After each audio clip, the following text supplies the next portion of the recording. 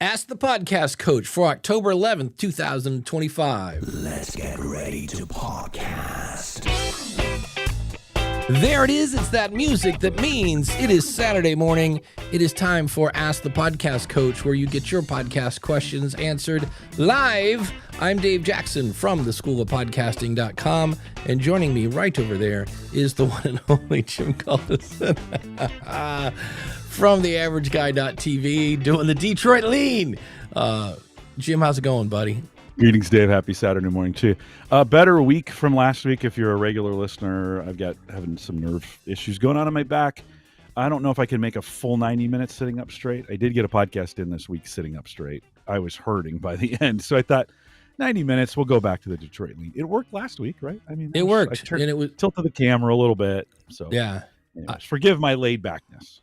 That's all right. We're here to chill and have fun and talk podcasting and answer your questions and all that. And one thing we always do to get our engines running, of course, is the morning coffee pour. And that coffee pour is brought to you by our good friend Mark over at podcastbranding.co, because, you know, they're going to see you before they hear you. So what you want to do is go over to podcastbranding.co. I've had Mark make many of my own pieces of artwork. And if you need a whole website, man, he does that too. I mean, he's got you covered head to toe. Whatever you need to get in front of the public, he's done hundreds and hundreds and hundreds of different pieces of artwork for podcasts, and likewise for websites. It's all there. He's been podcasting for years as well, and that's really the bonus. You don't have to explain to him what a podcast is, and he's going to sit down with you one-on-one, find out what your show's about so that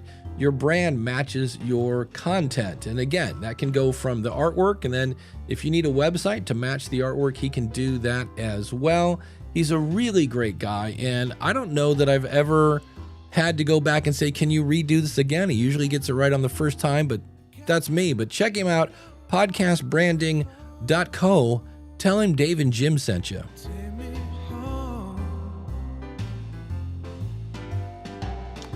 And of course, a big thanks to our good friend Dan Lefebvre over there, based on a true story podcast.com. Dave, remember Project Blue Book when we were kids and the search for UFOs? I think they're everywhere. Oh yeah. I think the government's like, oh yeah, they're I'm actually real. I'm actually an alien. That's I'm going to come out on this episode. I was wondering why you were so weird. That's it. Check it out. Dan has got that story on that this week, based on a true story, Project Blue Book. So I was always fascinated by UFOs as a kid. Dan's covering it this week. You can check it out today, based on a true story at basedonatruestorypodcast.com. And Dan, thanks for your sponsorship. Yeah, the chat room is all saying yes. We can all relate to back problems because they suck. And my favorite is, I once bent over, because I used to think it was when I was picking up things that were heavy, and I once bent over to pick up a guitar pick, and my back just went, and I was like, okay, it's not the heaviness, there's something wrong with my back. But No. Yeah, I've been doing a lot of stretching, been doing a lot of, a lot of Pilates. No, I know we're not supposed to admit that, but a lot of Pilates, a lot of that kind of stuff. Yeah. Ralph says, are you gray, Dave? Yes, I think that's what it's called getting old. And yes, it is. It's always the fun of that. We're still here on Saturday. We're still making it happen. So that's it. Sit back, buckle up. Here we go. If you want to jump into the call, it's just at the top here of the screen. It says askthepodcastcoach.com/question. If you want to jump in, also we remember how David Letterman used to have the world's most dangerous band was the name of Paul Schaefer's band. And I'm trying to come up with a name for the chat room because I can't call it, I think I called it today the funnest chat room on the internet. You said the world's best chat room. That's fine. Okay. I think that's pretty accurate. They do pretty well. Yeah. Well, here's the question that came up, and I was like, maybe we'll open with this one. Have you heard what Gary Vee has said? Because did it have the F word in it, or probably going back to last week? Yeah. No, Gary Vee is not, because Gary Vee is a podcast guru, and he's he knows everything about everything. And for sure. He says the next kind of crop of podcasters will have an AI co-host. No, yeah, I almost agree with that in some ways. You can't. I'm I've like, done it. I could see I it get it. being done. The question is, does anybody want to hear that? And I think it's a little bit like audiograms, where at first it will be like, "Ooh, this is different. Look, he's got a AI co-host," and then when everybody has an AI co-host, we'll all kind of go, I'd rather just hear him talk to a person. I don't know. What do you think? I think there'll become a time you won't be able to tell. To be honest, That's true too. if either or the whole group, it may make, AI hosts might make roundtable discussions tolerable. Because, there's always that roundtable where there's the one guy, and that was usually me, who talked too much and didn't give anybody else the right amount of time in the roundtable. Or, I think there could be a day when we don't see the difference. I think we're really, really close. I mean, I talk to AI every day. It's a debrief session. I do it. A lot of people think I'm weird, and I kind of am, but I do it because I want to see where the AI is at. Like I keep wanting to try. So I've tried the Googles and the Perplexities and the Grok and Copilot and ChatGPT. I try them all the time. And the voice pieces on them continue to get better, Dave. I don't, like I said, I think that's I've thought about that. I mean, I went solo this week, and I thought, oh, maybe this is another week I bring in, I call him Mick, my co-host. Maybe Mick joins me tonight. I'm going to do it. I would have to get the Rodecaster Pro if I was going to do it right. You showed me how that's just drop dead simple. So I think for what I'm going to do, I'd have to get some equipment to do it. Yeah, I think there's a day. What I'm not a big fan of, and I want you to respond to this one, is the notebook LLM stuff. Yeah, where you give it some content and then it makes a podcast for you. That doesn't have any spontaneity. Doesn't have any feel of humans. There's no breathing. There's no, and I think they're adding some of that stuff in, but there's no. It's too predictable. That's why I think one human co-host or one human host is kind of the way to go. So at least to have some, what would you call it? Spontaneity, I guess. Yeah. Well, there's also a little bit of, I wonder what it's going to say to it. If a listener knows that the co-host is AI, and you're like, well, what do you think? What was the thing on Buck Rogers? Remember, it had that weird little thing that would go bibbidi bibbidi bibbidi. Tweaky. What do you think? Tweaky? I don't know. Tweaky, I thought was the bit. That one? Yeah, that one. I think it was Tweaky. Tweaky sounds like a nickname for that guy on coke at the end of the street. It's like. But anyway, it was always, you have that aspect of, I wonder what the robot's going to say. Twiggy? Twiggy she was in the 60s on Laughing. Sure, it was Tweaky. Yeah. Maybe it was Twiggy. Yeah. I think it was. No, I think it was Tweaky. Yeah. I'm going to look it up. You keep talking. I'm going to look it up. Well, Danny Brown says some people might prefer AI co-host as opposed to some of the podcast gurus, in quotation marks, peddling their crud. Yeah, there's I heard a discussion. They were who was I listening to? That they were saying, it was Podcasting 2.0. Yes. Chris from castahead.net. Bitty, bitty, bitty, bitty. Yes, of course. Yeah. And there's it is Tweaky, by the way. Tweaky. Twiki. Yeah, there we go. Jeff C says, I would have loved a Notebook LM in college. I'm an audio learner, so having a personalized podcast to study with would have been awesome. I've used that in the past. Sure. I remember once I had an interview and I hadn't read the person's book yet. And I was like, oh, because I always like to read the book first. And so they'd given me a PDF of the book, so I just uploaded it to it. And it wasn't so much the Kyle and Sheila show that I listened to, but it came up with questions. It summarized it. So I felt like obviously I hadn't read the book, but I had a pretty good gist of what it was. And I could ask the questions that my audience would want me to ask from this author. So as a research tool, I was like, man, that just saved me just a boatload of time. Danny says, why do we even have to consider AI taking part in everything. Creativity is human emotion. AI has its place for solutions, but I can't see true human emotion ever being replicated. That's a good point. There are some things like, do we have to put AI in everything? I think it was last week, and I mentioned that, we put AI into Canva and the price went up. We put AI into script and the price went up. And it's like, AI is not cheap. That's one of the things that they're, when I listened to No Agenda, it was Podcasting 2.0. They're talking about all the power it takes to power these data centers is kind of turning into a problem. And so that was kind of their point was like, do we really need to stick AI in everything? Frosted Flakes, not with AI. And Dan from Based on a True Story podcast, in my honest opinion, human listeners will connect to human emotion. So there should be at least one human host for that connection. Yeah, I think it depends.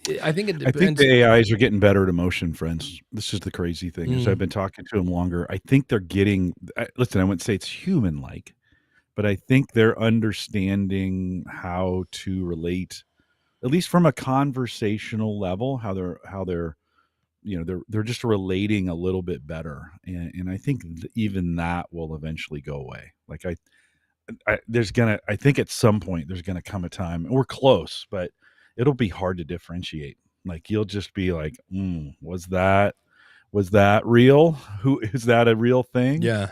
Well, and it's gonna get more difficult. We're not there today, but yeah, we're getting closer for sure. Rich Graham points out, and I forgot about this, you can interrupt Notebook LM, good old Kyle and Sheila, and ask them a question. And it's kind of funny because if you keep doing it, they start to sound a little annoyed. Like, hey, we're talking here. Hey, could you stop bothering us? Yeah. Ralph says, I recently started taking my podcast daily plan and putting it into, LLM and listening to it as prep. Yeah, I've done that in the past. I fed it a episode and said, what could we have done better? And so again, not so much on an emotional level, but on a technical level, it's like, hey, you guys use a lot of jargon. And I was like, well, yeah, that's a good point. But for our target audience, that's not jargon. That's just the way we talk. So you have to kind of, do that whole 9 yards. Ralph says, I just released a show about that very AI topic last week. And so far on YouTube, I've had 110,000 views. There you go. So some people seem to agree with you. Yeah, it's. Oh yeah. It's going to be tricky to see what happens. I know somebody came up. They took they took every 13-year-old boy's dream and said, "Hey, if you could design a female, what would it look like?" And it's Tilly somebody, this AI person, and I guess I think somebody said she has an agent, and she wants to be an actress, but it's an AI person. And I was like, I don't know. John Jermaine.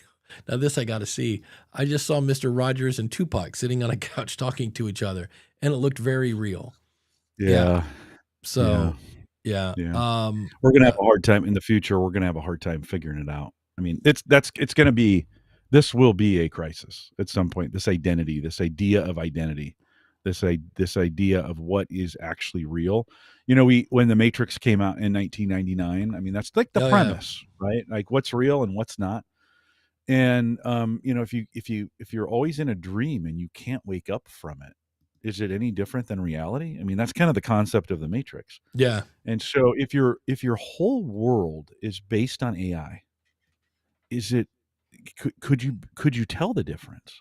Right. And so I think we've got a lot more existential conversations to have about this.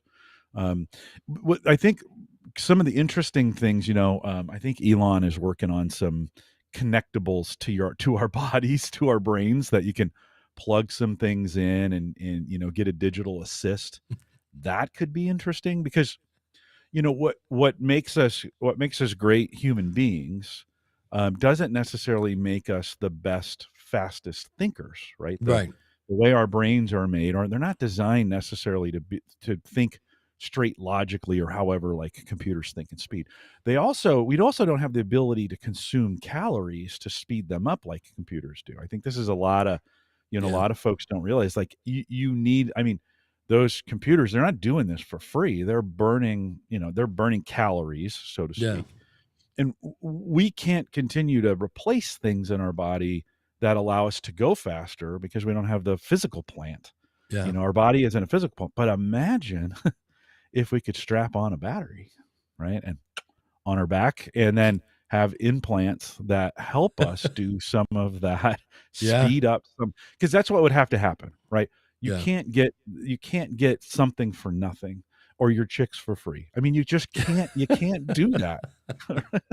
Now you're gonna have Sting in your head all That's afternoon. it. You're welcome. Yeah. So so it's just we're going to have to solve for us and thinking and some of those things for as we evolve in that we're going to have to fix an energy problem, which is, Yeah. with computers, we just keep adding more power to them, but the human body can't do that. Right. So we're going to solve for that problem as well. Yeah. Ralph says, if you want to have some fun, ask AI to give you their best answers, then ask them to tell you why their answers suck. He said, I did that and it was funny. Some other AI things here. Randy said my favorite has been WWE AI videos people have been making where it's Big Boss versus Mr. Rogers in a table and ladders and chairs match. That looks interesting. Stephen Hawking on the half pipe at the X Games is hilarious. Yeah. Rich Graham says I'm playing with the Sora app.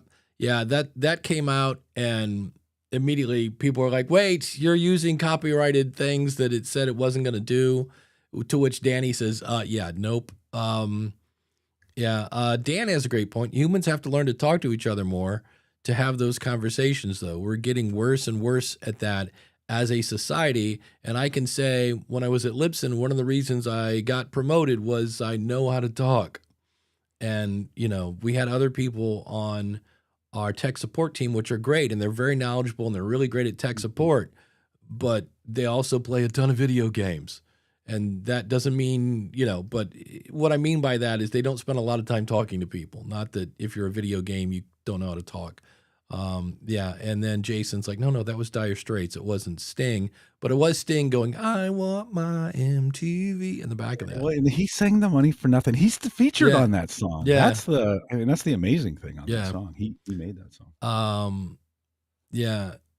And then Danny says, we used to learn from each other, lived experiences. Now we push that off to a bot, a week old. Yeah. It's going to be interesting to see. Yeah, I see here. But it's not a week old. Here's the thing. I mean, it has collective experiences. Yeah. Right. I mean, it has millions of collective experiences that it's taken from us. That's the thing, right? It's been trained on all this stuff that we put out there. So it's not like it's a baby. I mean, it's got it has a lot of knowledge, a lot of shared experiences, and a lot of opinions. Yeah. I mean, yes, it has been established. Sting sung the hook, to which Jason Bryan says, look, man, I was 6 when that song came out. But I thought this was a mistake. Dan Lefebvre says, Robin Williams' daughter publicly asked people to stop making her dad an AI. It's too heartbreaking for her to see. And I'm like, man, you don't know how internet trolls work. You just basically said to the world, please make AI things. And I was like, yeah. Well, speaking of that, I got not so much trolled. Well, yeah, kind of trolled. And this is where I always tell people, don't feed the trolls. And on Reddit, this guy, I even forget what his question. Oh, my show has gotten big enough to where I can get big guests, but these big guests want to have interviews when I'm working during the day at my day job. To which I originally said, well, this is why I do solo shows. To which he said, that's not helpful. And I was like, you know what? You're right. I'm sorry. Here's what I used to do. I would take a microphone to work and interview people on my lunch. To which he then came back and said, that sounded very copied and pasted. You're not very helpful, blah, blah, blah. He just kept being a dick. Here's the problem. If you have an educational brain, you think everything can be fixed with education. For sure. And it looks like you're trying to get the last word. And what it is I think, he just needs to hear this. And then the light bulb will come on, and we will both see the errors of both our ways, and communication will happen. And I would throw it out. And even the last one, this went back like 3 or 4 times. And I was like, he doesn't feel heard. Like, okay, that's the problem. So I replied and I said, it sucks that you've worked this hard to get the show this big, and that nobody, that you're now being hindered by your day job. That's got to be really frustrating, and blah, blah, blah, and I just wish you all the best in whatever you do. And so that was it. I didn't even say what to do. I just said, hey, that sucks. And his reply was, please quit replying. I'm not even reading these. And I was like, oh, this. Now that is troll. That's like that's and I was just, and that at that point, and he said, please quit responding. And it took everything I had, because then I was triggered to not put gladly, just so I could get the and I was like, no, this guy doesn't. So don't feed the trolls. And also, not everything can be fixed, because some people don't want to be educated. Well, we have this in our podcast. We have this where, we've talked about this with listener feedback, and you'll get a listener who really wants to turn your show into their show. And it's like, so you keep getting advice from them. Hey, could you do this? Could you do that? No, I'm going to do that. And at some point you're like, no, I'm not gonna. And it's okay. Like, it's okay if you go.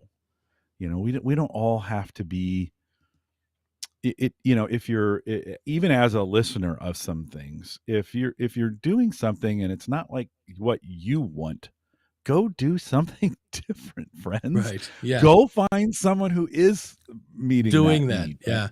Yeah, those kinds of things. But it's a weird's the wrong word. It's an interesting dynamic that we have. That this is back to the AI and the humanness of it. This is definitely a human thing that we do. It's like, no, but I want you to listen to me. Like, and then you're like, I am listening. And then at that point there's a rift, and nobody's listening to anybody anymore, kind of thing. Yeah. Yeah. Yeah. AI would definitely not do that to you. AI would have said, of course, Dave, I love everything you're doing. Yes. It's amazing. You for being you. You had me at hello.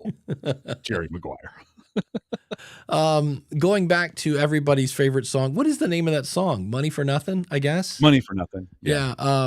Sting was vacation, coincidentally, at the Caribbean island where Dire Straits was recording. He showed up, and Mark Knopfler asked him to sing "I Want My MTV" with the same melody as the Police "Don't Stand So Close to Me." Oh yeah, yeah. That might have put Dire Straits back on the map, by the way. Oh, they were right. They were on the way out, right, for the most part, and that song probably brought them back. Well, they had some song about roller skate girl or something. I forget what it was, and I just know because at that time in my life, it was Judas Priest, Iron Maiden, Ozzy Osbourne, and here comes along Mark Knopfler, and his sound is so clean, and he doesn't even use a pick. And I was like, he's actually a really good guitar player, but at the time I didn't see it. Yeah.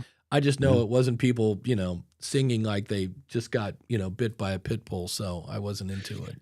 Well, it from a podcasting standpoint, it is a good point that there may be a time you have to kind of keep your head on a swivel with your guests. Like, there may be a moment where you get this opportunity to interview to interview someone or have somebody on your show, and they're out of your league. Right. Or they're the new, and the better analogy is probably they're the up and coming, because at that point Dire Straits was on their way out, and the Police and Sting were on their way in. Right. For sure. Right. And so it would have been easy for the old guys, so to speak, to be like, wow, these young kids, I don't know about these kids singing this newfangled music, and some like that was there's some, that was amazing. Well, the king of that is Carlos Santana. Carlos Santana was, famous in the 70s at Woodstock and things like that. But later he teamed up with the guy from Matchbox 20 and did that thing. And then for a while he just kept, Madonna's another one that's done duets. Right now, it's funny, they're calling it Aerosmith, but apparently it's just Steven Tyler and Joe Perry from Aerosmith just did a song with this guy named his nickname is Youngblood. His real name is Dom something, who got a big boost because it turns out he was friends with Ozzy Osbourne and got to sing at his last event. And here's a fun thing. Nobody announced him. I was just watching an interview about that. He goes, the guy before you is supposed to announce the guy coming on, whoever it is. So it's like, ladies and gentlemen, Hailstorm, and ladies and gentlemen, Metallica, whoever. And he goes, the guy just waved his hands and walked off. And he goes, and I'm going on at 3:00 in the afternoon. And he goes, oh, and I'm singing a ballad. And he's like, so, and I went back and rewatched that. And it really took that song and kind of made it his own. In fact, towards the end, he kind of made up his own little melody. And everybody's like, who is this guy? And it's interesting because whoever does his PR is going like, they're like, okay, we got to strike while the iron's hot. Like I just saw him on like Good Morning Sunday or something. You know what I mean? It's like one of those. And I'm like, he was on Bill Maher. And I finally went and listened to his music. And I'm like, well, nobody's playing. Usually they'll be like, you know, and I was on tour and I was doing this. And then they'll play a clip of him singing. So nobody's doing that. I'm like, do you not want to have to pay to play the 10-second clip of his song? And he's not bad, but I just thought, I was like, oh, there's the Aerosmith doing the Carlos Santana thing with, hey, we're not relevant anymore. Let's find, because he has like 2 billion people on Instagram or something. It's some ridiculous. Santana? No, this young blood, the other, this young bud kid, yeah. So yeah, yeah. But Jeff listen, says, Carl, go ahead. Go ahead. So yeah, Jeff says every guest I have is on my league, and then Youngblood, Danny Brown says, is super talented. Yeah, that's what I'm finding out, and he seems to be wiser than his 28 years. He seems to understand that this whole thing that I'm in right now is probably going to chew me up and spit me out, but I'm going to do my best to ride the wave I have. So, and he's already gotten, you know, the minute I guess he was on the MTV Music Awards. And then people were saying he was just riding Ozzy's coattails. And it's like, you know, anytime you get up in the top, all the other crabs are going to try to pull you down. And it was interesting. So, but Carlos Santana is an interesting guy because I think he's had a hit in every decade for the last 4 decades, right? And he's a guy who he refuses to change who he is. Like, yet he has, in these 4 decades, he's created hits that have been very, very different, but he's still Carlos Santana. Like I listen, the only reason, like, this is obscure, but I have a Pandora channel that's just Santana stuff. Wow. And yeah, it's his guitar playing is amazing. Yeah. And it makes the greatest deck music. Like, you know, if you're sitting I bet. Deck, it's the most amazing music. So, and whenever when the kids are over and we're out on the deck and we're enjoying time together, oftentimes Santana's playing in the background, and he's got such a variety. And yet you always know when he's playing the guitar, you know, it's Santana. Like that's Carlos for sure. That to me is the sign of a great guitar player. I was listening to some channel once and this guy comes on, never heard of him. And I go, man, somebody is doing a really good Neil Schon, who is the guitar player for Journey, who got his start at the age of 15 in what band? Santana. And I'm like, somebody's doing a really good Neil Schon imitation. And so I go over and I'm like, who is this band? And I look at it, blah, blah, blah. And oh, by the way, special appearance by Neil Schon. And I'm like, it wasn't an imitation, it was him. And I was like, man, that's when you know you've got your own thing going on. Well, but there's a principle here, right? And when you find your thing, go for it. Like, lean into it. Use it to your advantage. Like, become known for it. Don't shy away from it. Don't, podcasting's moving in this direction, so I need to change. Well, you need to change some, right? But you do the best of you all the time. To be honest, there we go. I had a little stroke there for a second. To be honest, that's what your audience. That's what your audience is waiting for. They're waiting for you. That's why they're there. They want you. They want the authentic you. They don't want somebody with a radio voice, or they don't want, unless you do that all the time. They don't want somebody, some goofball when you're not really a goofball. Like, they want you. Be the authentic you. And Yeah. all these really talented folks, there's a lot of the key to their success for long term is they continued to be true to who they were. And so be true to who you are. That's it. And continuing on with the 6 games or how's that 6 degrees of separation 6 from degrees to Santana? to Rich, south. Rich Graham says, my wife's uncle married Santana's sister back in the 60s. Carlos played the wedding and the wife's dad bartended. Oh, that would There be you go. awesome. Yeah. That would be dream come true to have Santana just play at any event that'd be great. So here's a counterpoint. So what you're saying, Ralph says, people always tell me that I'm an a-hole, so I will just lean into being an authentic a-hole. Got to be known for something. I mean, that was Howard Stern for many years. For sure. And he just just be ready for the backlash. Right? This is some of the, when we take a controversial opinion or when we take when we go that route. I mean, this is I don't like who's the money guy? Why am I Dave Ramsey? Dave Ramsey. Ramsey. He's kind of gotten a little curmudgeon-y. Yeah. I'm losing my patience with you. You're about as dumb as a box of yeah.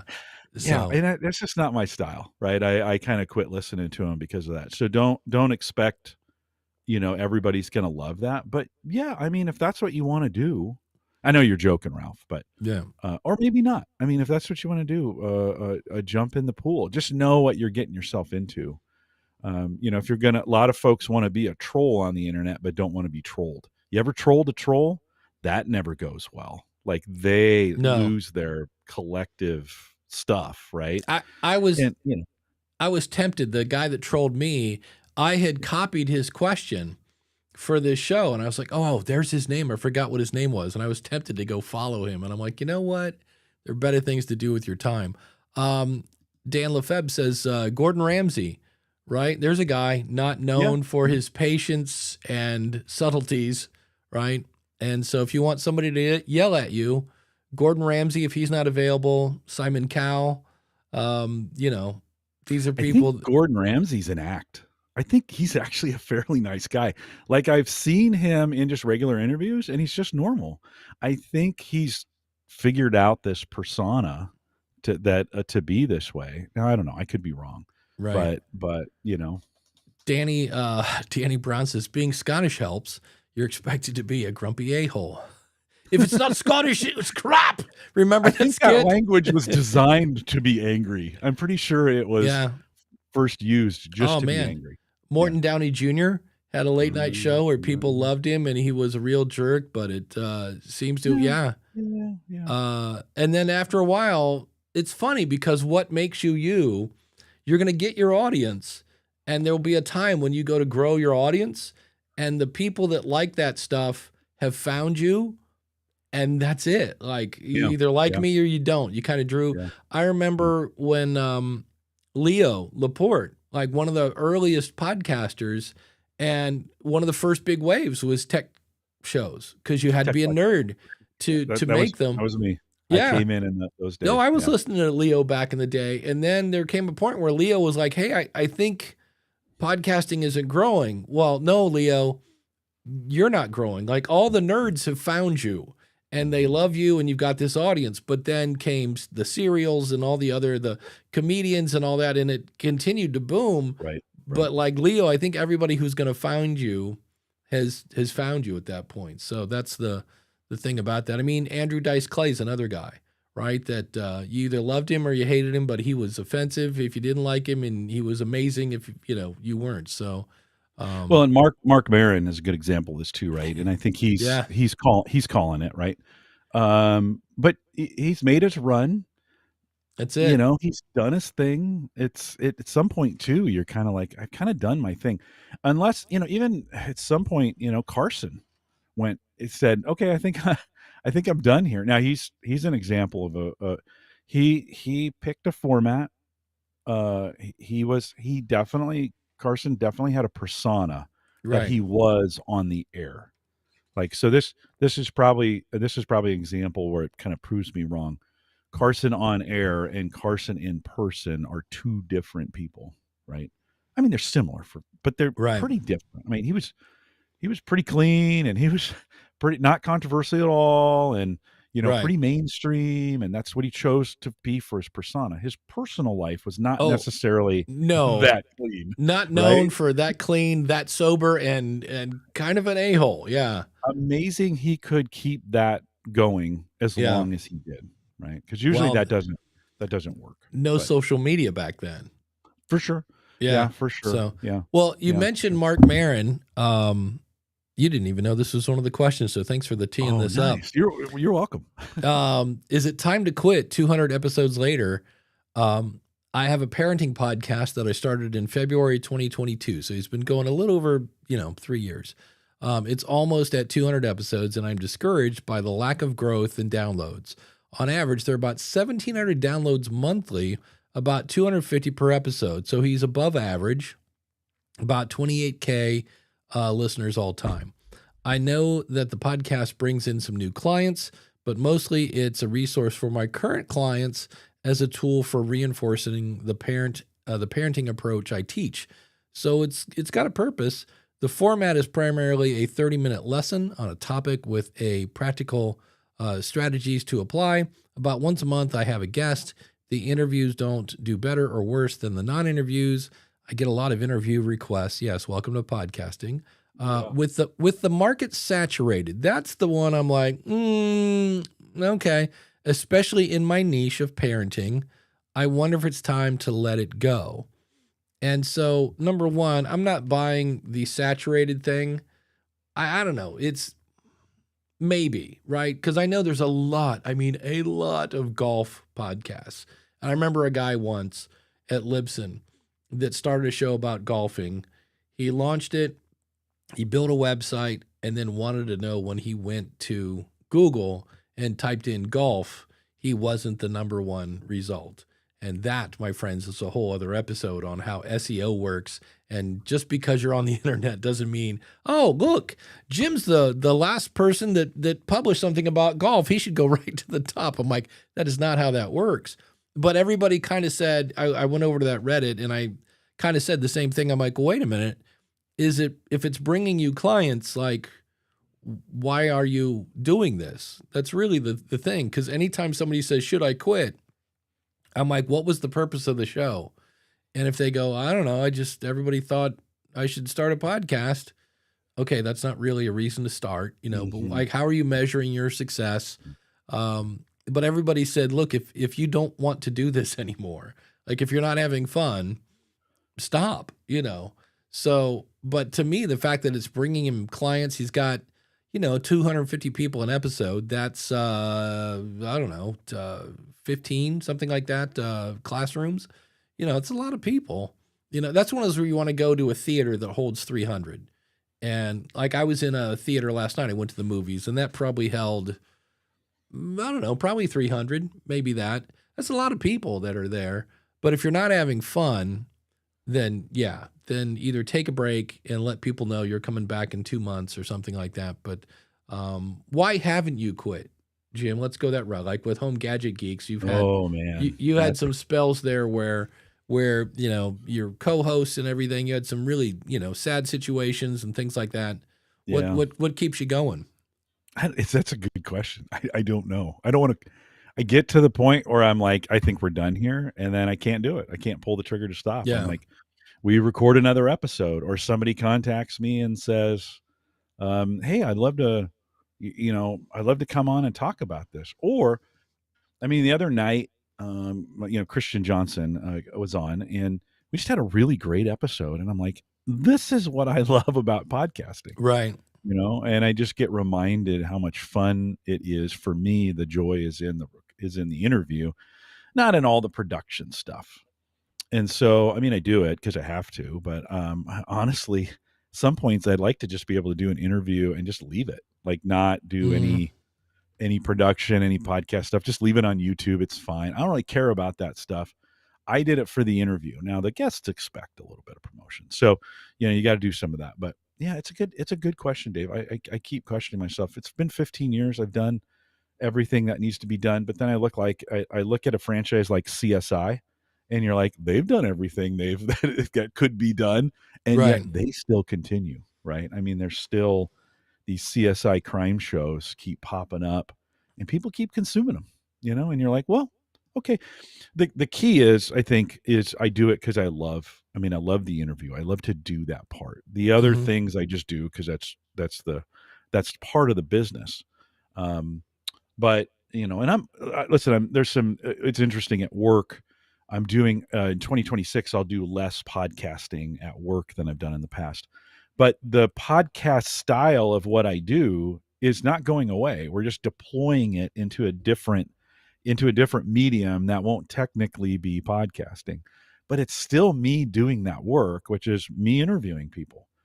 That's what I love to do. I mean, I just love to have conversations with people. So it's why you and I get along so well, is because I love to have these conversations with you on Saturday mornings. I mean, I love it. So anyways, I think the short answer is I still love to do it. Yeah, that's it. Well, that's it. When you don't like doing it, then, no thank you, Yeah. And things are never perfect. You're not ever going to love the whole process, right? No, there's gonna be always going time to, right. There's going to be some time when something you like, some people love to talk into the mic. Other people, well, hopefully they love to talk into the mic, but then other people, like I'm weird. I love editing. I think it's fun. I think it's creative. You are weird. That is weird. Other people are like, no, thank you. So that's why this show works, because I hate editing and you do all the editing. Yeah, that's it. Well, and now Buzzsprout is doing a lot of the editing. I turned on their automatic removal thing. Okay. So, yeah, Danny says one of the best advantages or biggest advantages of being an indie podcaster, no major stakeholders, yes, to satisfy. I don't know that I ever want to work for another publicly traded company. So if something isn't working, quit and go again with no pressure to return money of brand investment. And then later he said he's so tired of hearing there are too many podcasts. Do people think there are too many books, movies, and TV shows? Yeah, that's where I'm like, go look at blogs, kids. Go see how many blogs are on the internet. And nobody says, well, I was going to write a blog today, but there are too many. Nobody says that. So why is it that we think, and I realize there's a study that came out that said the average listener has like a shelf. They called it a shelf of podcasts of around 3 shows. So like you might listen to 5 episodes a week, but it's coming from these 3 shows. And I'm like, well, okay, but one of those shows is going to quit eventually. And so, in the same way that people still, played the position of quarterback when Tom Brady was still playing, it's like, well, I can't play because I'm never going to be Tom Brady. Well, you're not going to be anything if you don't play, So, yeah, I think, because if you think about it, how many fitness books are being scrubbed right now, right? They're working on the final thing because in 3 months, they're going to release a book on how you can not change the way you eat and not exercise and lose weight. That is coming because it comes every January. It's the whatever. It's the jerky diet. Just eat beef jerky. You will drop weight. You don't have to exercise. The only thing you have to do is eat beef jerky, and that it's, and every year people buy those. So I'm with Danny. There's still, hot take. Here we go. Oh, wait, good. For this? Yeah. Do we have music? I don't think we have hot take music. No, I thought you were. I was looking. I was like, I got rim shot. I'm like, that doesn't really fit. Yeah. Here we go. The hot take horn. We'll figure it out. Yeah, the hot take horn. I think there are too many books, and I do think there are too many podcasts. But yes, I said that. I think there's too many podcasts, but it not from a sense of like we shouldn't stop doing it. We need as many people doing what they're talented at doing it to get some of those to rise up, right? And there's value in the turkey diet, but there really isn't. So we need everybody doing their passion, and some of those things will rise up to be popular. Now, popularity is not always the best. I've talked about that a lot before. Like If you get a popular podcast, you have a whole new host of problems that come in with that. You better be ready for that, right? But there are for the space, what I think, and the reason I say too many books and too many podcasts is I think the average podcaster comes in and says, if I create a podcast, all my dreams are going to come true. And that's just not the case. I work with a lot of folks who write a lot of books, and they have these high hopes for these books, and then they sell 100, and they're like, yeah, but if they're lucky. Yeah, if they're lucky. Ooh, okay. I can't show that. I can't show that on TV. Yes, we're there are a lot, and there are too many, but we need that many out there. And the expectations of people writing books or creating podcasts need to be set accordingly, as strive for your best, see what you can do, see how far you can go. A few of us are going to hit the magic, get on the magic road of success. I'm putting that in air quotes, whatever that is. But the sheer volume of what's out there is going to guarantee that most of us are just going to be average, right? We're just going to have, 100 to 1,000 downloads, and that's just the way it is. Like we couldn't have 100,000 shows all like Joe Rogan. That just doesn't happen. It's not going to work. The media doesn't work that way. So, but I think it's good that everybody's trying, right? This is the thing, continue. We still need everybody using their talents to make great stuff, because you never know. Remember when I'll go back to CSI. Remember when the first CSI came out, and it was just amazing. The things like the way they would solve crimes in 15 minutes, and they had all these cool tools, and like it was incredible, right? And then was that the guy with the sunglasses? No, that's Miami. That was CSI Miami. Remember the one he'd be like, yeah, I'd call that a hole in one. And then the Who would come on. Yeah. It's like, Yes, I forget his name, but we need that kind of creativity, because we didn't have crime shows like that up until that point, right? Listen, the true crime, right? The true crime genre didn't take off until we got serial. Yeah. Right. We needed serial, but we needed thousands of people trying to create that bright spot in the space to lead the way, so others could be, okay, this is now a genre, right? We needed a Leo Laporte who would start a podcast in a bar, right, and found the Twit network to really get some of this going. Even before that, we needed John C. Dvorak on creating Cranky Geeks. I don't know.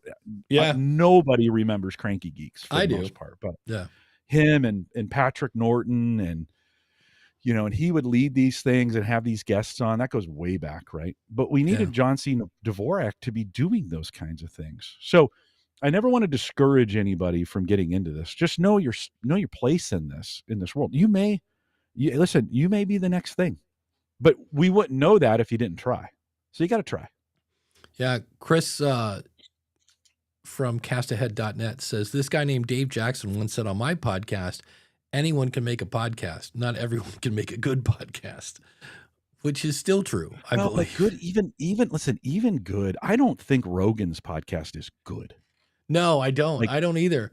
I don't find it like a good podcast. There's some interesting moments in it. That's it. Right? And that's why he does really good on YouTube. I don't watch his show because here's the thing I don't think people are realizing, and I got to find this study, because James Cridland said that there's a study that shows this, that if you do a 3-hour show, and out of that you pull 3 clips that are each 9 minutes long, so now we've got a half-hour, show of clips. It's like, how many times have you seen a movie trailer, then you see the movie and you're like, oh crap, the best parts were in the trailer. I didn't really need to see the movie. So I don't really listen to Joe unless it's somebody I really want to hear every word coming out of their mouth, because most of the time the good stuff's in the clips. And even that, they just, occasionally YouTube will throw it at me. But yeah, Chris says, I don't think we needed CSI Chattanooga. They didn't make CSI Omaha. I was so hoping we would get CSI Omaha. I thought it was just going around the country. CSI Portland. That's right. CSI Newark. It's like Newark. My dad referred to Newark as the armpit of America, and I'm like, excellent. Oh. Yeah. Craig from AI Goes to College. Don't forget about the intrinsic rewards of podcasting. To put that in a less geeky way, something making the podcast making the podcast is the payoff. Yeah, I always For sure. they made a big point of that at the Charlotte event I went to, the Empowered Podcasting Conference. They said sometimes we get so focused on the downloads, like that's our goal. I need more downloads, that we forget to enjoy the journey. Like that was one of their points. Like, no, like, look, you're enriching people's lives. You're growing your network. You're having fun. You're being creative. And you kind of skip all that because you're too busy going, oh, it only went up by, I always love in the Podpage Facebook group, if you don't agree to the terms, you don't get into the group. And it's kind of a bummer. Every week I have to do a report on how do we do on YouTube and how do we do on this. And I always go, Facebook, we had whatever it is, X amount of people. And this week we still have X amount of people. We have people sign up, but they don't agree to the terms. And every time I let them in because, hey, they've been on Facebook for 4 years. They look like a real person. Within weeks, they're spamming the group. So if you don't do the terms, so why do we still have a Facebook group? Because part of it's really fun, and it's not all about the numbers. Danny says a quick way to reduce the too many podcasters: ask celebs to do all the research, production, and editing. Yeah, he made a great point. He said a lot of the kind of, where'd it go? Popularity in podcasting is very skewed towards the not the best.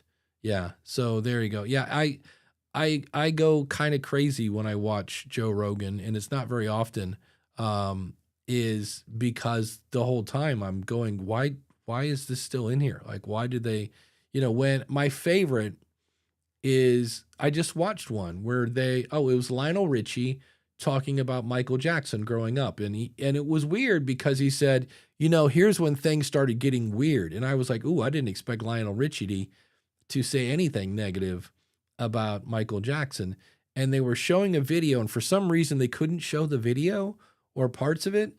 So there's a lot of the show where they're like, you hear Lionel Richie going, watch, he's going to spin here. Watch.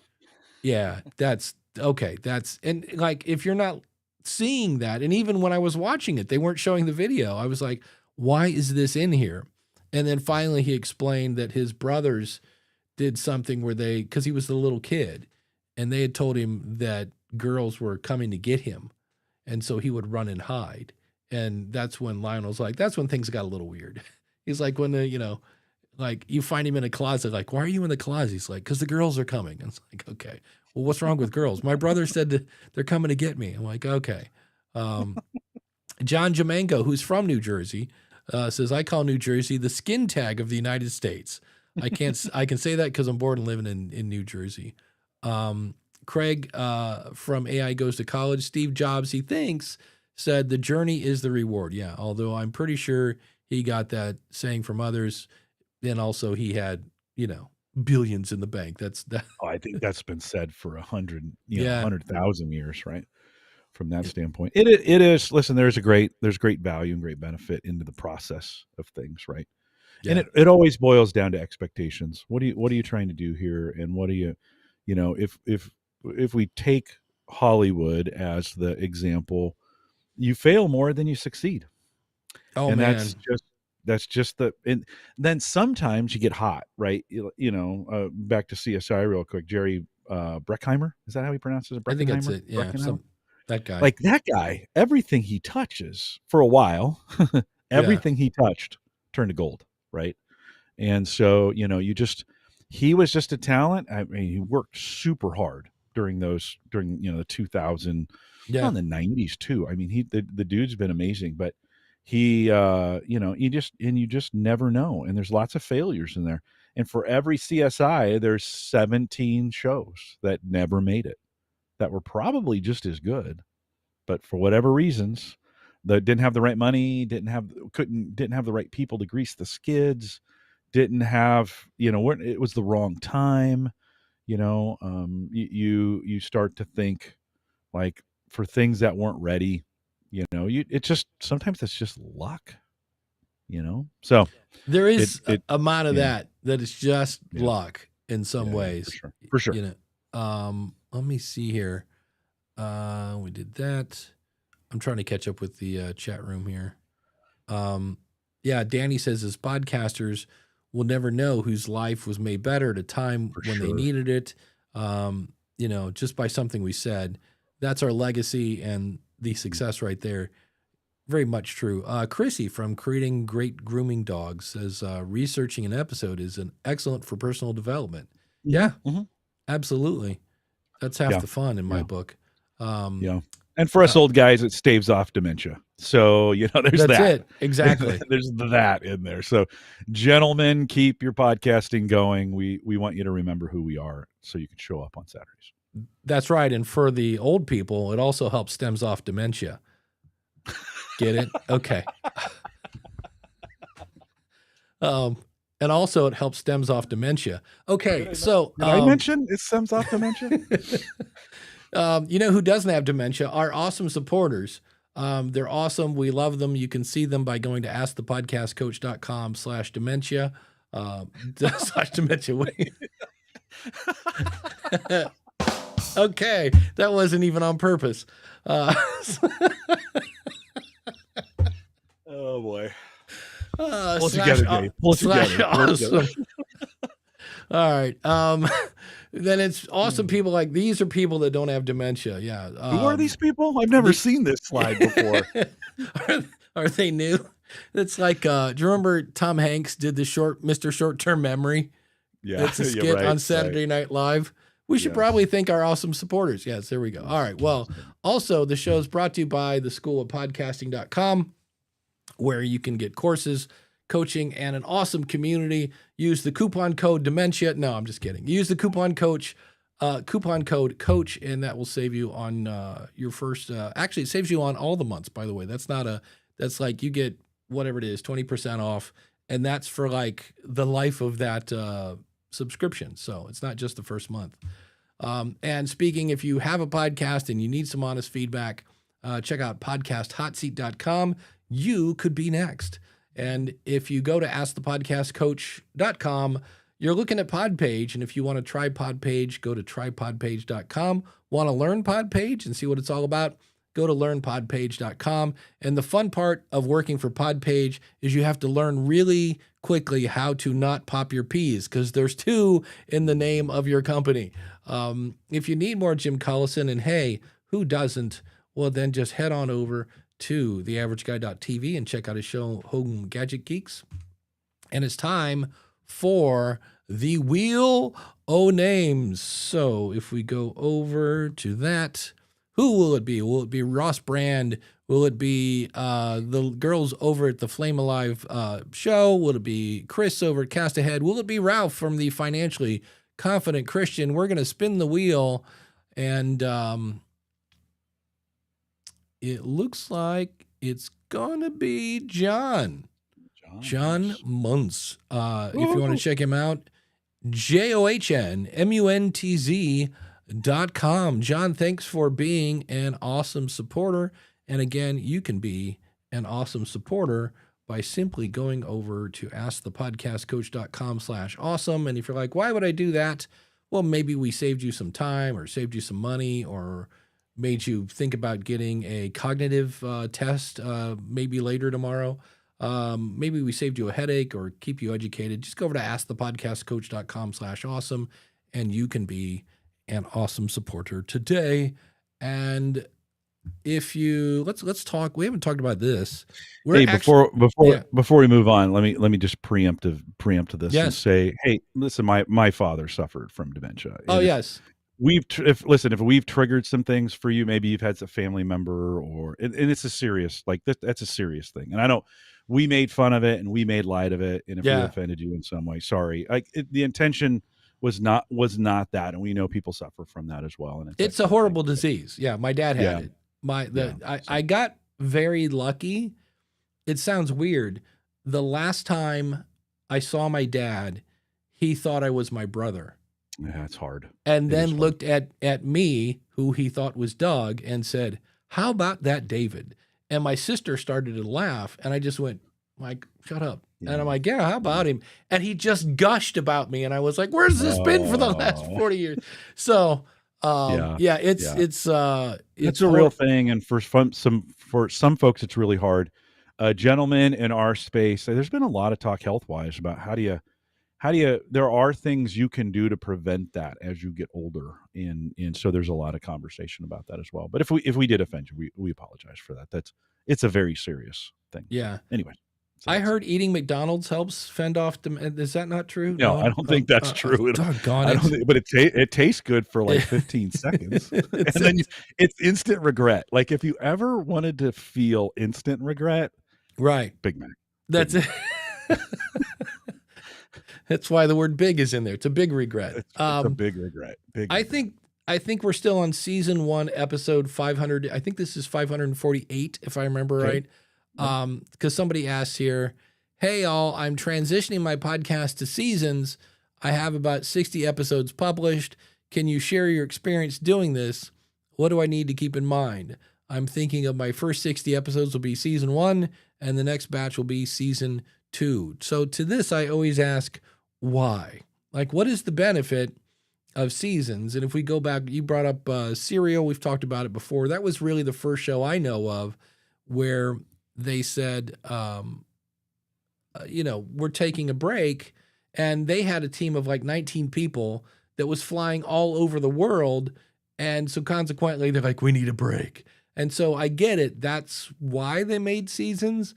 And if the idea is I need a break, okay, I get it. But I'm of the weird thing that I never take a break. I just plan ahead. So if like when I was in Charlotte, actually on this show, we do take a break, but on the School of Podcasting, I haven't. And I think part of that is ego.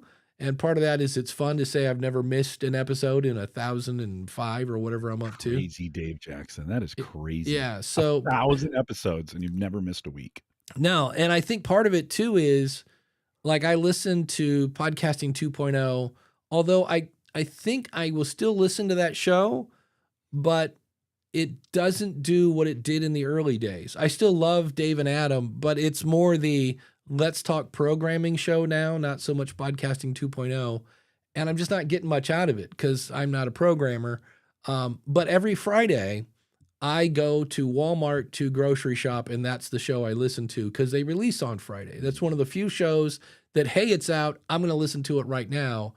And when there was no show last weekend. Well, did I not grocery shop? Did I somehow, no, I just found another show to listen to. And so to me, if that show is better than the show I'm listening to, they might, going back to that reference, they might take your spot on the shelf. Like, not that I'm never going to listen to that show again, but that might not be my first string go-to anymore because you gave them a chance to fill your spot. So that's one of the reasons why I try not to miss. Because it's not like, well, I will listen to Dave in the car on the way to work, but there's nothing here. So I'm just going to listen in silence. So that might just be my own insecurity of being replaced or what. But no, I think you have good reasons. Your show is thematic in the sense that you're always talking about podcasting. And I think where seasons make sense, one of them is themes. So, yeah, we have at Gallup, we have this Clifton Strengths tool. It has 34 themes. We've created podcasts about each one of those themes each year for the last 10 years.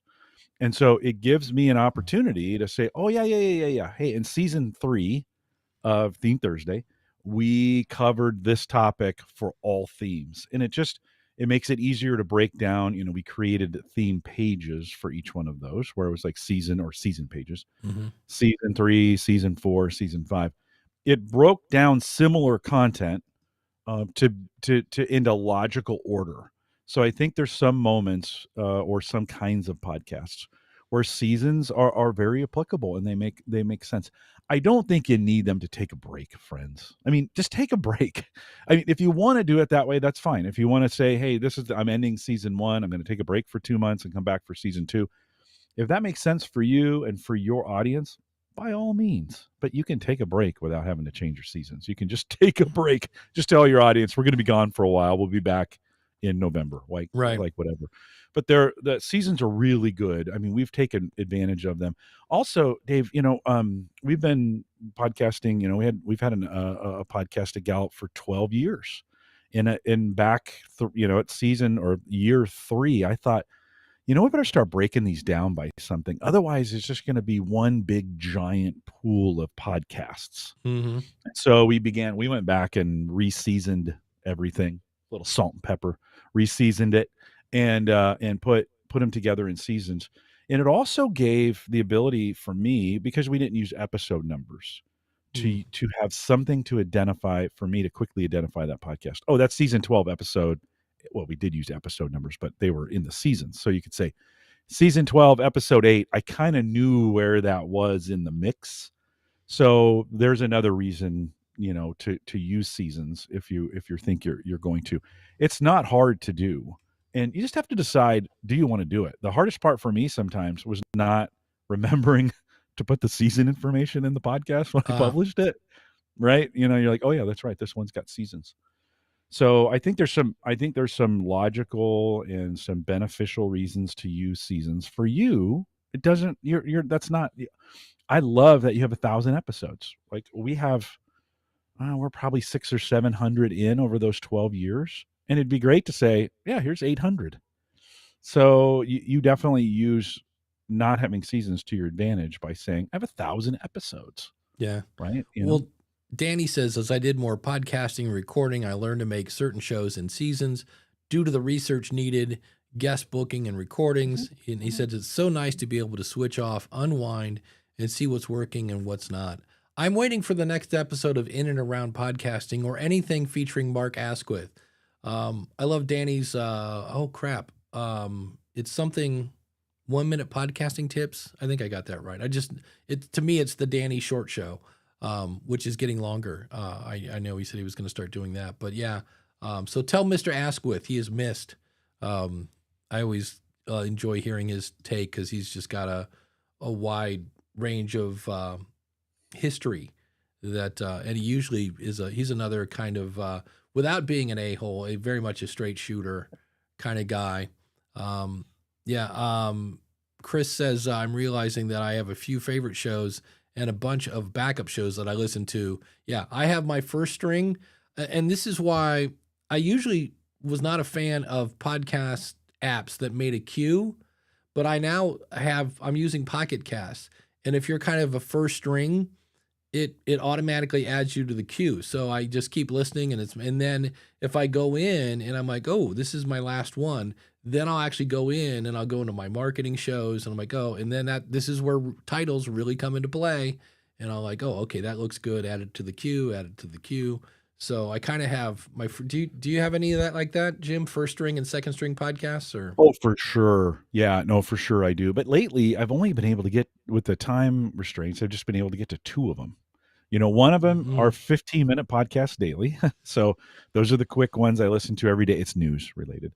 And then I've got a long form one that takes up the rest of the time. And so I don't necessarily get a lot of time to listen to other podcasts in that way, but it's just kind of based on now that I have these new AirPods, maybe at work, I don't know about you. I can't work and listen to podcasts at the same time. That frustrates me, right?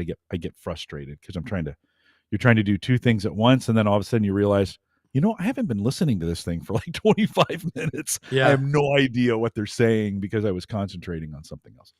Contrary to belief, we don't multitask very well, right? Especially in that kind of situation. Yeah, I thought at Podpage I might be able to because there are some things that I don't really need to think too much to do. But it's like you said, we think we're multitasking. We're not. No, it's okay. It's background stuff. It works. It just frustrated me. It was when I used to run. I ran a lot in my 40s. I couldn't listen to music when I ran. Because running was so hard for me. I had to really concentrate on it. Yeah, and the music just threw that off for some reason. I know I'm weird. It just was the way it is. Well, my problem, I'd probably want to run to the beat. So all of a sudden, Metallica would come on, and I'd have a heart attack. Yeah, yeah. I always loved running with other people. I'd kind of do podcasts while I was running. Like I'd run with other people and all I do is ask them questions, hey, so what's, tell me a little bit about this. And then they talk and I would be dying but I kept running with them because I wanted to, wanted to be in that crowd. Yeah. So yeah, yeah, it's just I do like cues. Like I use Mm. those pretty heavily, and then every once in a while, maybe the long form one I'm listening to, they're like, oh, I've heard too much of them. They Yeah. actually are like us. They repeat the same things over and over again. So I'm like, okay, I've had enough of this. I'm going to go down to the third string and pull one in that I haven't listened to in a while. Yeah. Danny brings up a point. Something I don't see often now is and we will just say Lexi, Oh yeah, yeah, Lexi yeah. flash briefing being used for latest episode feeds. Is that still a thing? It still is. Mine is set up to kick off the weather in Akron. There's like a daily Bible verse, and then it's James Cridlin. I used to listen to the Newsworthy, but she quit doing it because something you something to do with her advertising. But she quit it. I'm here to tell you, Lexi is getting less and less useful because I used to be able to go, hey, open up Pocket Cast, and she'd say, do you want to listen to the latest episode? And I would, and then it's kind of funny. She would say the whole name of the show. So playing the latest episode of Home Gadget Geeks, tagline, tagline, tagline, tagline, tagline, tagline, tagline, episode number, it's like, just go, And I don't know what's going on. She told me, well, first of all, it's now Lexi Plus. You got to pay to get her to be bubbly and fun. Well, it's included, isn't it? It's included in Prime. In Prime, right? So if you have Prime, but it just seems like there are times, like the other day, I'm literally standing from me to the teleprompter here, and I said, "Hey, play 92.3 The Fan," because that's a sports station I listen to, and she played it from the living room, and I was like, "Hey, why did you play that from the living room? I'm standing right here." And the only thing I can think of is it's under the cupboards, and maybe the acoustics weren't great or what, but it just seems like there's more and more. The only thing I use it for is my grocery list and to tell me what time it is when my hands are busy. I don't know. Do you use yours as much as you used to? Oh, use it all the time, yeah. But Yeah. mostly timers and music. Like Yeah. it's a cooking aid. When we're in the kitchen and you're like, hey, set a timer for 7 minutes. Or the really nice thing, like so on Saturday mornings, I get the coffee going upstairs, this for the coffee pour. And then I set a brew timer and I put the timer I say it from the kitchen, but I put the timer on this How this nice. device right behind me. You just say, hey, set a timer for 7 minutes, put on the studio show. And so then I come down here and the alarm goes off down here. So those are some helpful pieces. I just upgraded to the plus. I kind of held off. Yeah. I don't know why, but I kind of held off.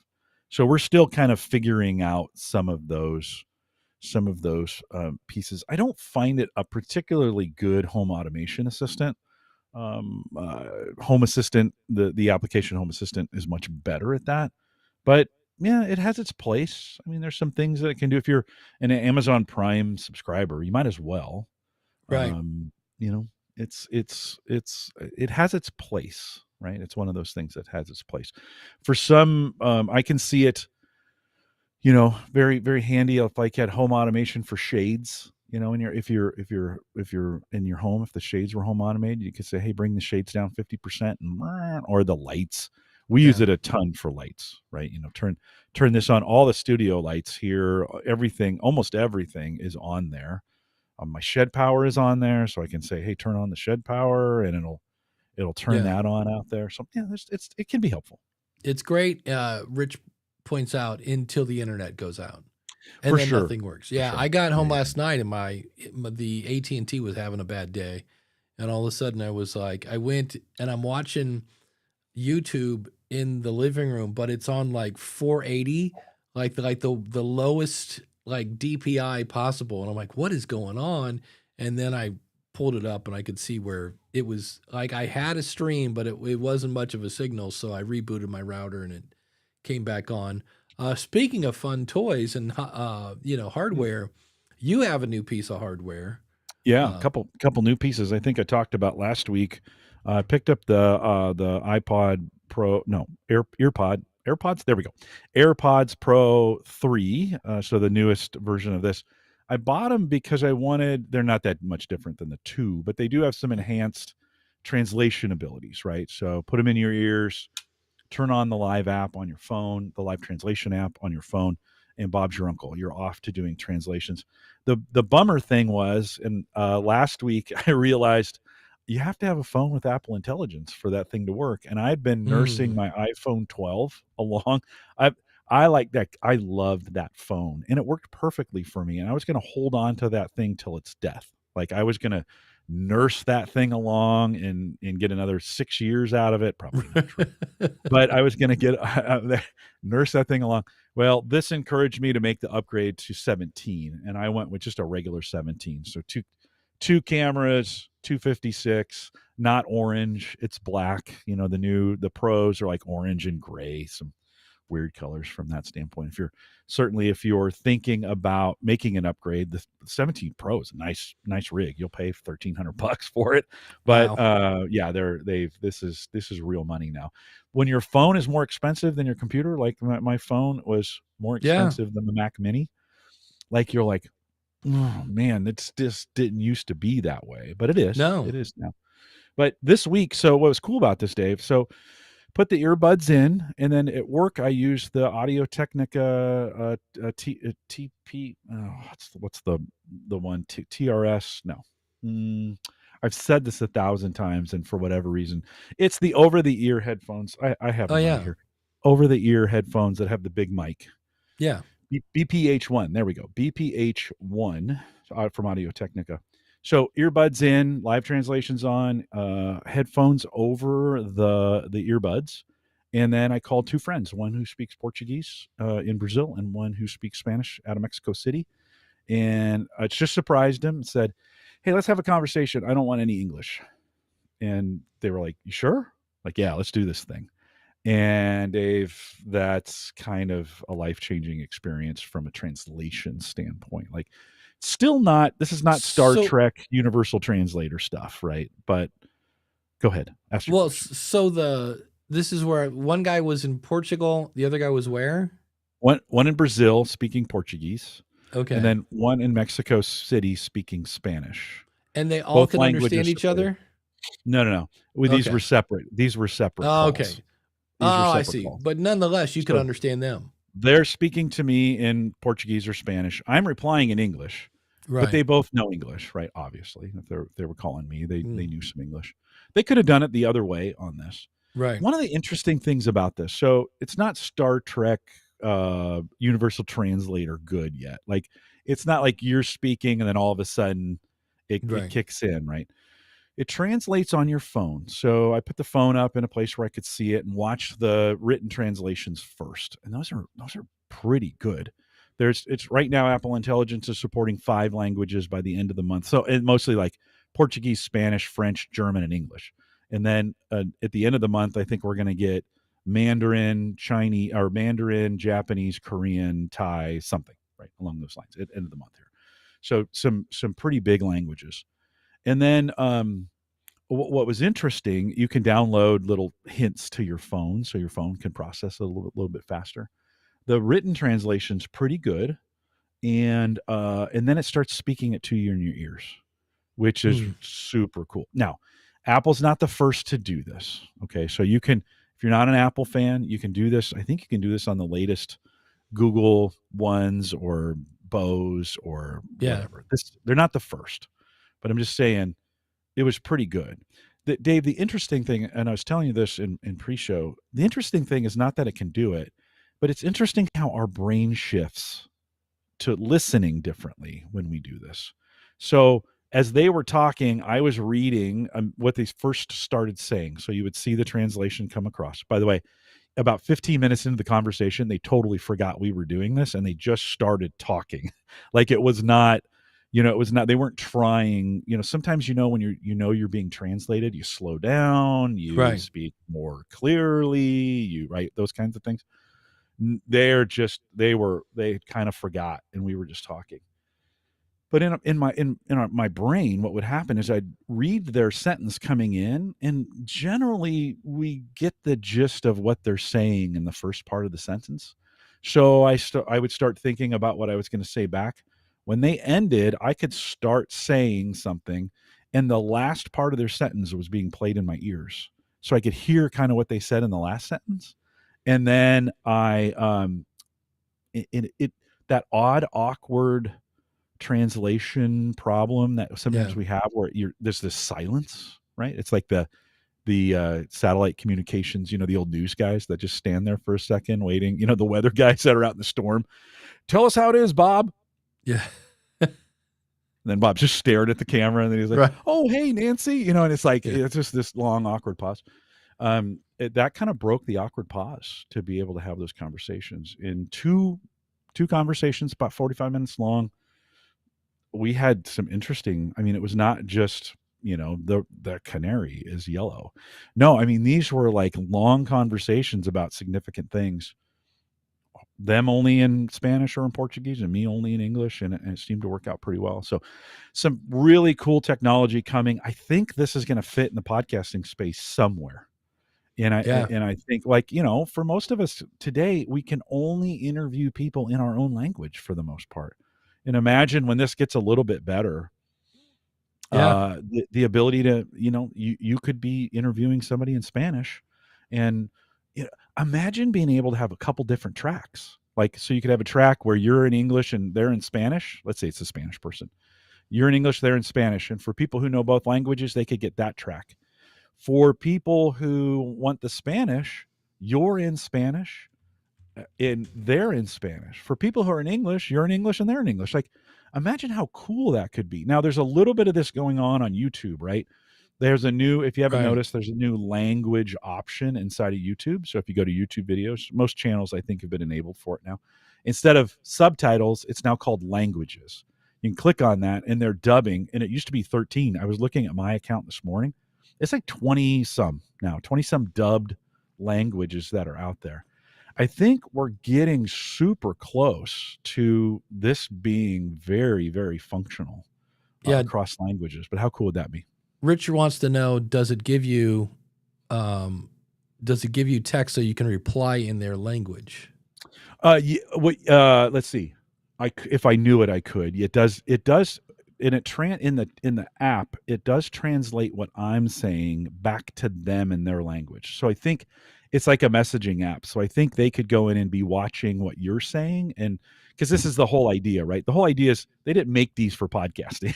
They weren't thinking about podcasting. Right. They were thinking about you're out, you meet somebody IRL, and you've got these things in, and you can have this conversation, and you could both be looking at the phone, and it would translate you for them and them for you. Right. But this is a kind of an interesting hack on the podcasting. Well, side. then eventually it'll be in that person's voice. So it'll be going in aquellos tiempos instead of back in the day. Right? Yeah, no, right. Very good, Dave Jackson. That was nice. Thank you. Yeah. Thank you, Google Translate. Otherwise I'd be like, I don't know how to say back in the day in Spanish. Well, and the dubbing things too on YouTube, eventually they're saying will be our voices. Today there's somebody, it's a voice actor, so to speak, right? Well, but eventually they'll take samples and it will be our voices being dubbed. Yeah, Todd wants to know, is Siri and Apple Intelligence, is that two different things? Or he said, I'll ask Siri for stuff and thought it was integrated. Oh, I don't know. I don't know the answer to that question. I know the app. I know the app. When you go into the settings, it says Siri and Apple Intelligence, so they're governed by the same thing. I think Siri is using some Apple Intelligence stuff. Not well. Siri's not very good, to be honest. But no, she's not. This part was pretty. This part of it is good and getting better. And then I think Jeff mentioned that there's a firmware update coming. Yeah. For older iPod Pros. It'll work if you have Apple Intelligence on your phone. So 15 plus on your phones. If you have an iPhone 15 plus, the 15s won't work. It's got to be 15 plus or newer. So 15 plus, 16 series, 17 series. The new 17 series just came out a couple weeks ago. Certainly not, if you're not doing this, not a reason to upgrade. I wasn't going to, but I wanted to use this. I'm going to use the heck out of it. Imagine being able to go to a conference in Spanish and put them in and hear everything. Where is Jeff said that he did that, and he said he was able, where did it go? But he said he basically did that. He said it wasn't perfect, but he was able to kind of, I just used the translation feature for a Spanish only speaking gig I just did in Orlando. Not perfect, but it allowed me to follow along decently. So For sure it does. Yeah, and you could read or listen. I would recommend you don't do both because your brain is super confusing to your brain right. to be reading and listening at the same time. Although I think it's one of those things that the more you do this, the better you'll get at it. Like I'm interested in continuing to try this out in certain situations. I mean, if I could have any superpower, it would be to speak all languages. I don't need strength or speed or whatever those things are. See through walls. I want a superpower of all languages. That's That it. would be awesome. Yeah. Uncle Um, Marv says Apple Intelligence is separate. It's a separate background, but upgrades how Siri works. yeah, I'm So sure yeah, Siri's taking advantage of it. yeah. I know when they came out with the latest phone or whatever, they've been saying Apple Intelligence is coming, is coming, is coming, and I've yet to install it on my phone. I kind of don't really care. Like What I've do you yet have? What's your phone? a 16, Yeah.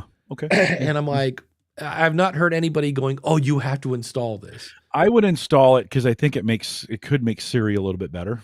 Okay, Because Siri will use it, and you could download it. And if you haven't, it might have already been downloaded. To be honest, you may I'm gonna have it say, not even it's there. yeah, Check it. Go in the general settings, and there's a Siri. It says Siri and Apple Intelligence. You can check it out and see if it's there. I'd have it just on an iPhone, just because I think it's going to make the iPhone for those kinds of things a little bit better. So some interesting, and I'll be excited to see the new updates at the end of the month. I also have partners in Korean and in Japanese and hmm, that speak Mandarin that I'm excited to try this with. The English to Asian language transfers is hard. That's a you know German, which is German and English were derived from the same language. So Dutch and German and English, all of those very very similar. That's a little bit easier.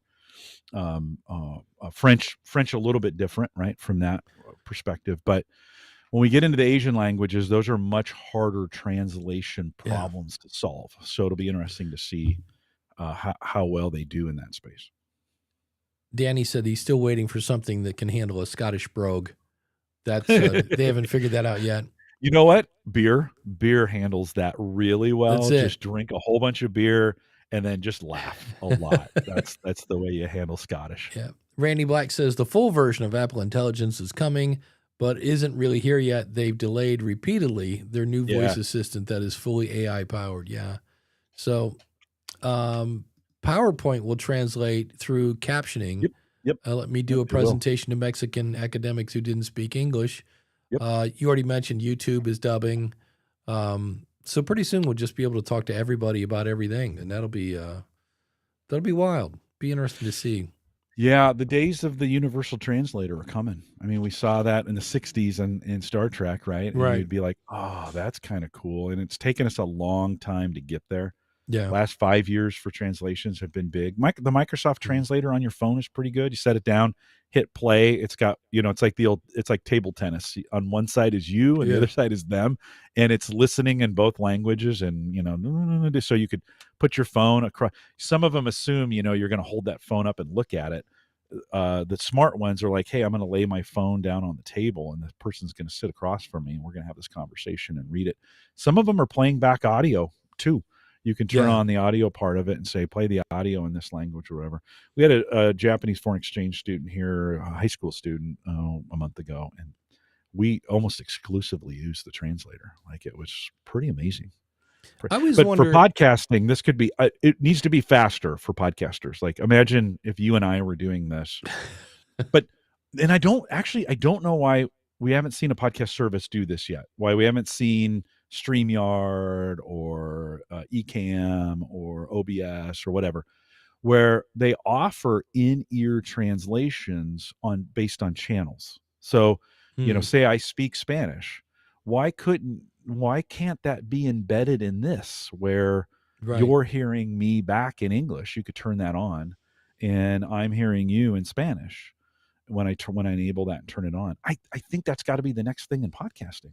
I mean, Well, that opens so many doors to so much today. Listen, not to listen. Today, the podcast world is dominated by English, It just is. Now I know there's some. It's getting bigger in other areas, and in the Spanish space and in Mandarin and some of those kinds of things. But it's so dominated by English.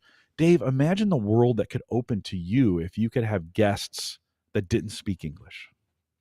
I mean, Yeah. that would be cool. Randy says, is anyone headed to Pod Indie?